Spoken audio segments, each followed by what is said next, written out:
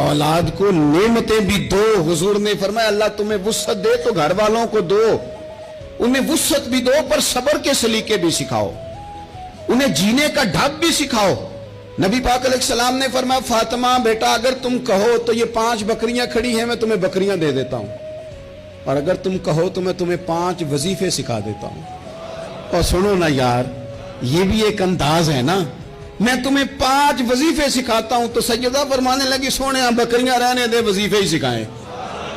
कई दिनों की भूख, शिद्दत भूख, और मेरे भाई इफ्तार के वक्त, हालांकि सुबह से सिर्फ रोजा होता है, हफ्तों से नहीं होता, सिवाय पानी के सूझता ही कुछ नहीं।